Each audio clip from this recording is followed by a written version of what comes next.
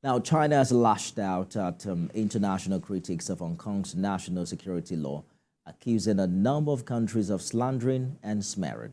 The law, known as Article 23, was passed by Hong Kong legislators on Tuesday, attracting widespread criticism for its anticipated effects on fundamental freedoms in the China-ruled city.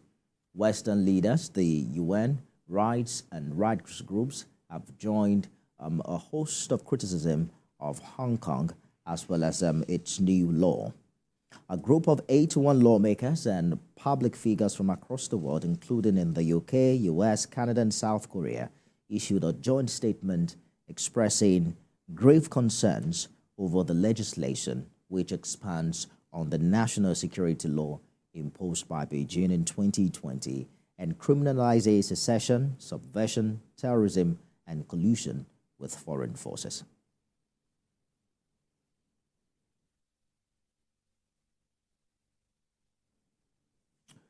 Joining me now live from Abuja to discuss this is international law expert Livingston Weche.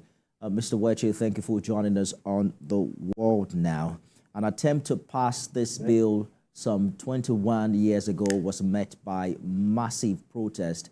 Almost 500,000 people were on the street. We also saw some 90,000 submissions in this regard. But fast forward to 2024, government is saying that Article 23 now has 99% support rate during the latest public consultation. What do you think changed over the years? Well, it's an evolving process, and I think it's an interesting development already. Hong Kong is basically a Chinese territory, although colonized by Great Britain. So China is working around the clock to align the city of Hong Kong with the central laws of China. There have been several attempts to, as it were, bring this law into force in Hong Kong, but I think the civic space raised a strong resistance around it. And then the force with which this and the speed with which this law is now being put in place is one which raises a lot of eyebrow. However, it's important to note that when it has to do with national sovereignty, and when a nation begins to raise a question of national security, you have to watch it closely. Much as democracy is viewed as an ideology, a Western ideology, and some other nations of the world are also evolving their democratic models or governance models. There is also what we call the Universal Declaration of Human Rights, which nations of the world are signatory to under the United Nations. And each sovereign state should respect that. So this particular Article 23, which is seen as trying to trim and prune down the civic space, is one which must be treated with so much caution, because there are concerns by the civic community in that area that their rights are being taken away from them, and China is taking steps to bring them under a fully policed state.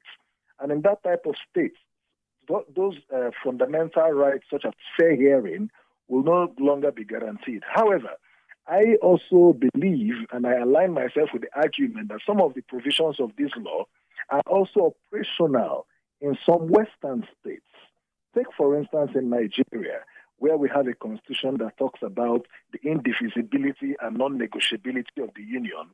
As it were, anybody who raises a question about negotiating the Nigerian union is treated as a terrorist or is charged for treason. The Nnamdi Kanu case is there. America has its own laws that protect national security, that bring perpetrators of acts that tend to undermine national security into their own trial. So countries have these laws, but the difference could be that in these other nations where these laws are operational, rights of people are still protected and respected.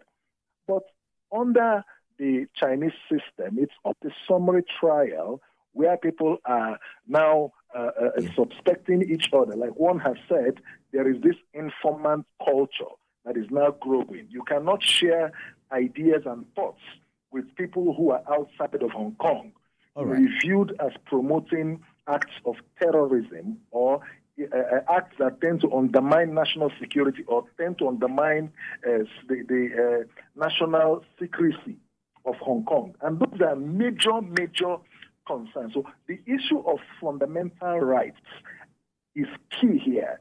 If fundamental rights of citizens continue to suffer this level of breach, then it is important that the global community should continue to raise questions about the credibility and the humanity of this law, because this is a law that must be enforced, must have humanity in it. Indeed, Mr. Wichi, let's take a look at the details of the Article 23, particularly the version this year. It allows for closed-door trials and also gives the police the right to detain suspects for up to 16 days without charge. We understand that the city leaders have also now given authority to ban organizations and companies from operating in Hong Kong should they be found working for foreign forces. Well, that seems to have been the agreement between the city and China that, you can run your capitalist, form of government, but when it comes to international relations, let mainland China handle that. But do you agree with Western leaders, the UN, and also some rights group who think that this will further erode freedoms? And in reality, what do you think they can do about it? No, my idea is that the Hong Kong authorities should collate the ideas flying here and there. Because one beauty about such laws is that it becomes very difficult to infiltrate national secrecy, national security, and to also perpetrate terrorism.